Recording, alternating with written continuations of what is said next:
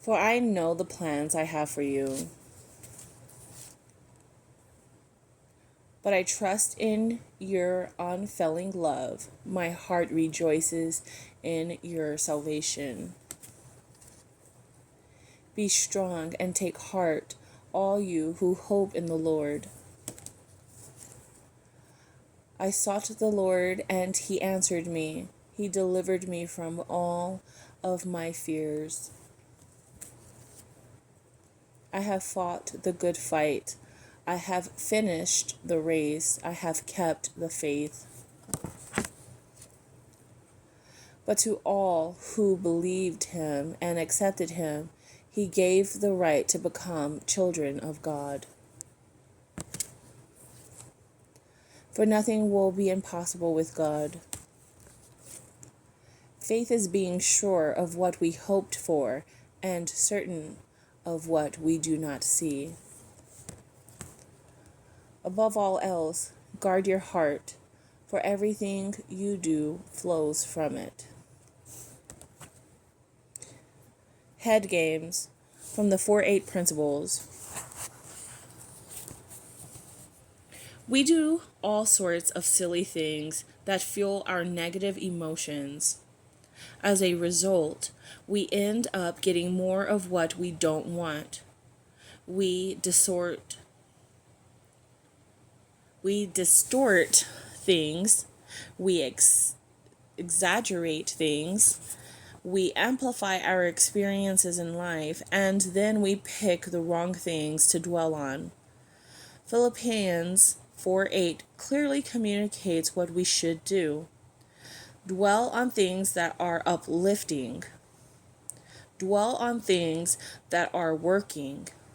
Dwell on things that are worthy of praise. But frequently, we dwell on just the opposite of what Paul was referring to in this exceedingly practical passage from the New Testament. When you find yourself emotionally low, you can be pretty sure that you've been dwelling on what's not working. In this low state, your mind plays tricks on you.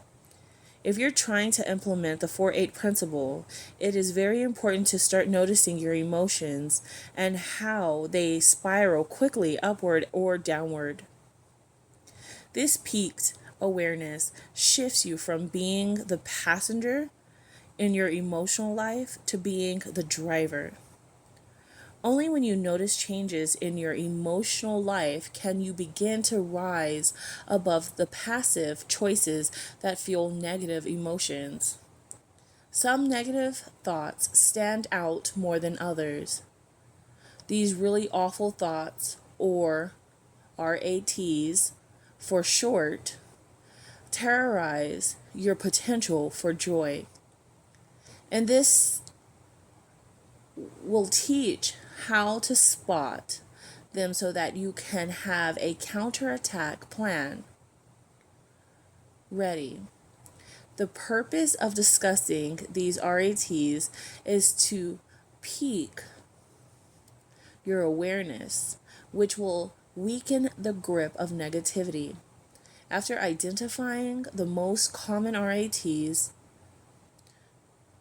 I will show you how to disrupt, dispute, and then deflect them. Keep in mind that these RATs highlight crooked thinking patterns, not crooked people. See if you can relate to any of the patterns described below.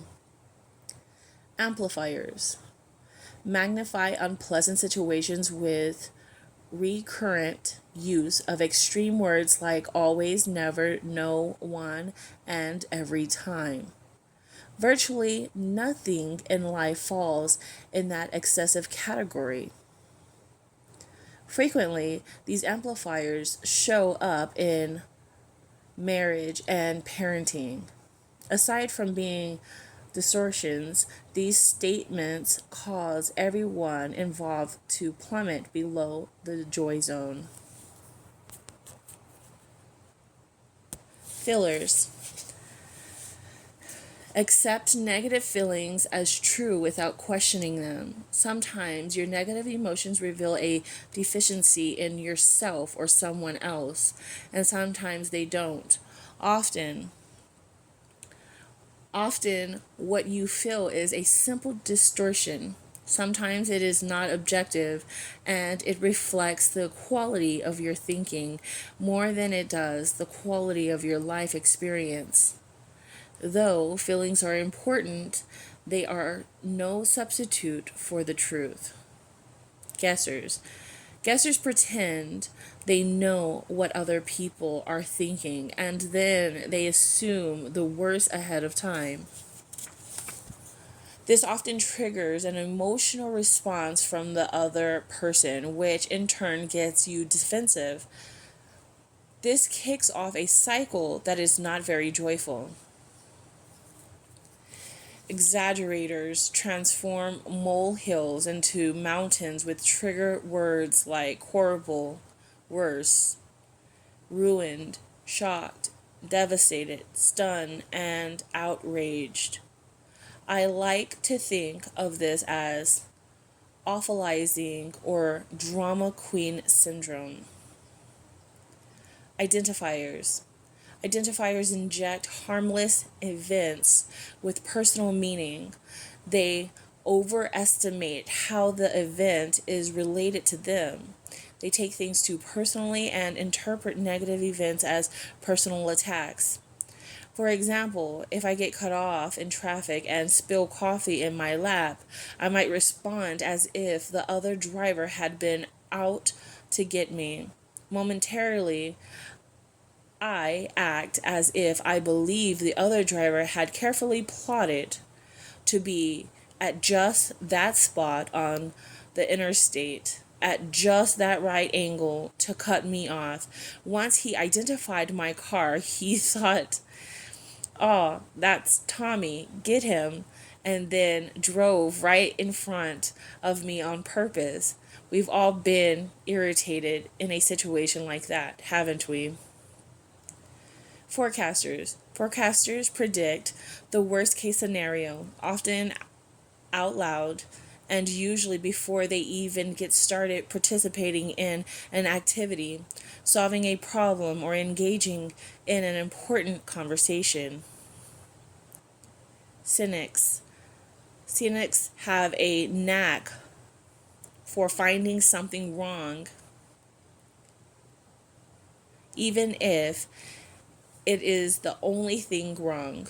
Despite the good, they use their mental radar to see the bad because there's always going to be some degree of bad stuff.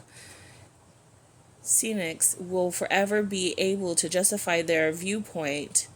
Their reward is that they get to be more miserable. At the 1% clubs, couples retreat, we put it like this. Your spouse has 10 positive qualities and 10 not so positive qualities, and so do you. But your experience of your mate will depend on which qualities you focus on most of the time. Blamers. Blamers point the finger at someone else for their own problems, even though it's rare that problems are caused entirely by someone else. As the opposite of responsibility, blame is so popular because it temporarily liberates you. It gives you a short term emotional fix. You feel better for the time being. However, blaming others is ultimately immobilizing. It holds you back and cuts the legs right out from under your full potential for joy. Blame is like an emotional, dirty bomb. Justifiers. Justifiers remind themselves of all the reasons why they are entitled to this negative emotion or that negative outburst, losing sight of their vision. Justifiers are advocates for their own negativity. It manifests in language like, "if you only knew what he did," or "I deserve to be upset." Not exactly the stuff that joy is made of, is it? Now you are aware of these RATs. I'll show you how to exterminate them and put an end to the games they orchestrate in your mind. Stay tuned for part 2.